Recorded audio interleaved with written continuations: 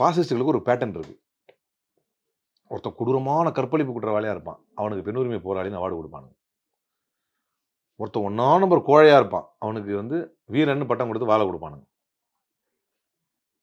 ஒருத்தன் ஒரு அக்கா ஃபெயிலியரா இருப்பான், லா அண்ட் ஆர்டர் அவனால ஹேண்டில் பண்ணவே முடியாது, அவனை வந்து யூபியில யோகி ஆதித்யநாத் ஆட்சியை பார்த்தியா அப்படின்னு சொல்லி அவனை பாராட்டுவான்.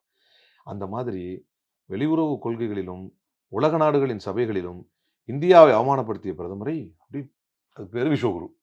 நம்ம இந்த இந்தியா வந்து விஸ்வகுரு ஆக்கிட்டாரு, உலக நாடுகளுக்கே ஒரு பெரிய அந்தஸ்தை கொடுத்துட்டாரு அப்படின்னு ஒன்று வாழப்படுறான். எப்ஸ்டைன் ஃபைல்ஸில் அது ஏன் அதுக்கு எல்லாத்துக்கும் காரணம் எப்ஸ்டைன் ஃபைல்ஸ் வந்து நான் அந்த பாயிண்ட்டுக்கு எதுக்கு எல்லாத்துக்கும் காரணம் எப்ஸ்டைன் ஃபைல்ஸ்னு சொல்கிறேன்னா, இதை கவுண்டர் பண்ணுறங்கிற பேரில் பாஜக ஒரு காமெடி பண்ணுறாங்க. ராகுல் காந்தி பேர் அதில் இருக்கு, ஒரு முடிவுக்கு வா. எப்ஸ்டைன் ஃபைல்ஸே பொய்யா இல்லை ராகுல் காந்தி பேர் அதில் இருக்கிறது உண்மையா? அது ஆதாரமற்ற குற்றச்சாட்டுன்னு வெளியுறவுத்துறை சொல்லியிருக்காங்கல்ல. பிஜேபிக்காரங்க சமூக வலைதளங்களில் என்ன பண்ணுறான், ராகுல் காந்தி பேர் இருக்குங்கிறான். நான் பேரோட சொல்கிறேனே, யார் யாரோ சொன்னதெல்லாம் வேணாம். இப்போது ராகுல் காந்தி பேர் இருக்குறா. இப்போ உங்கள் பிரச்சனை ராகுல் காந்தி பேர் இருக்குதுங்கிறது ஏற்றுக்கிட்டேன்னா, அப்போ நரேந்திர மோடி பேர் இருக்குதுன்னு ஒத்துக்கிறதுன்னு அர்த்தம். நான் ஏற்றுக்கிறேன். அவன் சொல்ல அதில் என்ன சொல்லப்பட்டிருக்கு, ராகுல் காந்தி வந்து புவர் மீடியா மேனேஜ்மெண்ட் அது இதுன்னு பேசியிருக்கான். தேர்ட் பர்சனாக ராகுல் காந்தியை பேசுகிறான். ஸோ அதை நீங்கள் பேரை போட்டு சர்ச் பண்ணிங்கன்னா ஒரு பேர் வருது. ஓகே. செகண்ட் பர்சனாக இதில் நரேந்திர மோடியை சொல்கிறான்.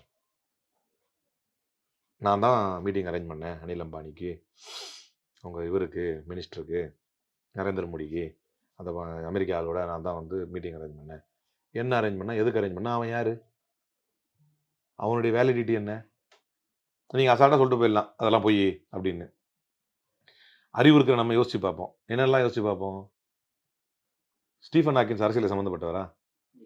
அவர்தான் வெளியே வருது. சரி, பாதிக்கப்பட்ட பெண்லேருந்து ஒரு பெண் பேட்டி கொடுக்குறா.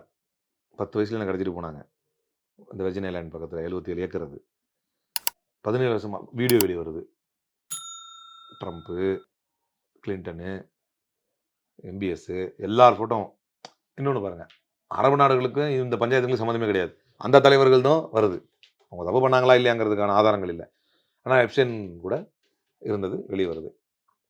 இவ்வளோ பெரிய சினாரியோ நடந்துகிட்டு இருக்கு. இவனுக்கு ரொம்ப சிம்பிளாக போனாருங்கிறது உண்மை, ஆனால் இவனெல்லாம் பார்க்கல அதெல்லாம் போய் அப்படின்றது எப்படி ஏற்றுக்க முடியும்?